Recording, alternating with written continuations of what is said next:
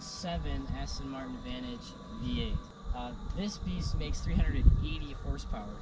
It's actually got a 6-speed manual transmission, and I'll just take you for a little walk around this car and kind of point out the weird, cool things that I see, and just kind of like the designing that Aston Martin put into it. So, starting up front.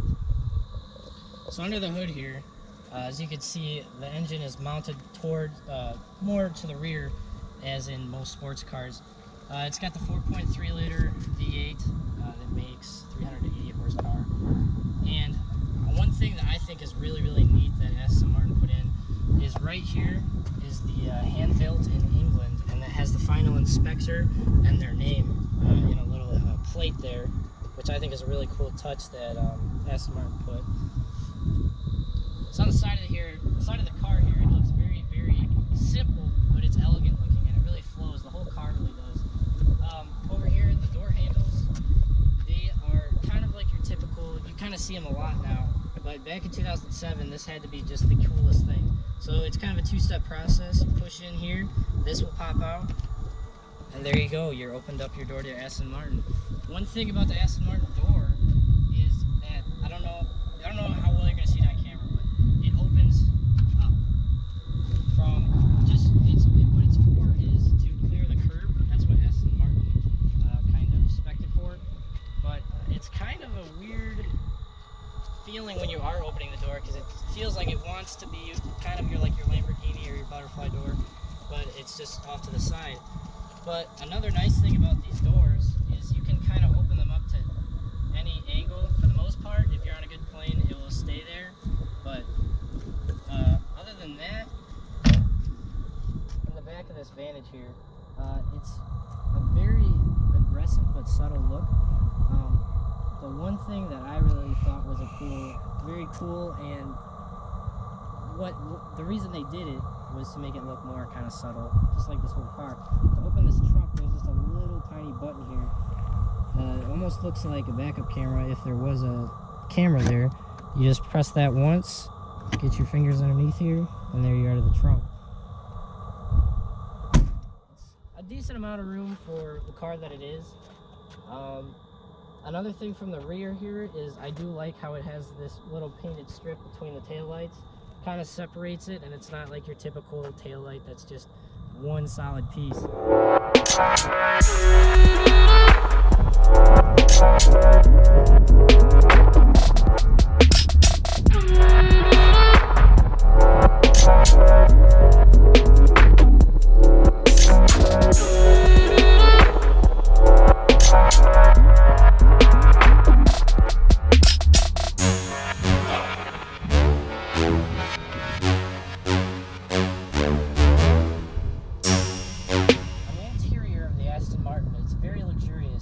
Feel like you're not quite in an Aston Martin. You feel like you're kind of in like a Cadillac or something just very luxurious.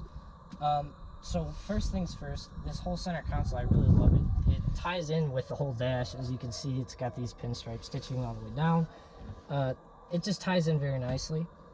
For cup holders, for most sports cars, cup holders aren't that great, but it's got two back here that are water bottle size. So you can't really complain, and it's not in your way of shifting like most sports cars. So when it comes to anything with controlling, most of your things are going to be up here in the center. You have your shifter, as you can obviously see. The trunk release button here. To lock and unlock the doors is here, unlike being on the doors. You have a nice little Aston Martin clock there. You have your climate control. I'm going to be honest, it's a very kind of dated radio system for the car that it is, but it is, it looks decent in the car itself. You have your engine start-stop button up here, which I will show you how that works in a second here. And the gauges have to be my favorite part of the interior. It's just amazing how they engineered it and made it to look so clean and neat. And I like how the RPMs are opposite of the miles per hour, so when you are accelerating, it is just an opposite effect, and it's just really cool to watch. So another thing in the interior of this is the steering wheel is very simple. but it has a good grip to it, and I really enjoyed that. And these seats, for what they are comfortable, they do the job, and they hug you, but they don't hug you too much. And that's one thing that I think is hard for automakers to kind of find the happy medium in. But another thing is up here, your visors, very slim, almost like unusable. But you know, you have your nice Alcantara ceiling here, and I cannot complain about that at all. Here's the biggest, weirdest little feature of the interior of this car. This is your emergency brake, as most would think. To engage it, you pull it up, obviously, but it does not stay up. It will drop back down. So right now the parking brake is actually engaged. So for me to disengage it, I would have to pull up on this all the way up till I hear a click and let it back down, and then I am out of the park.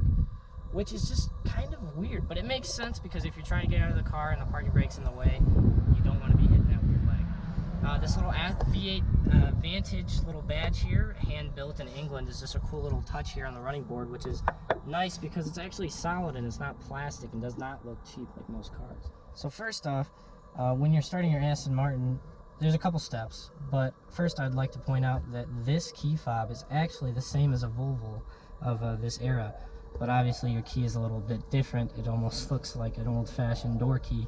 So you put it in the ignition here like you would normally, turn it until you hear the fuel pump, and you can't turn any farther like you're going to start the car. Now what you're going to do is depress your clutch, and your Aston Martin is started up.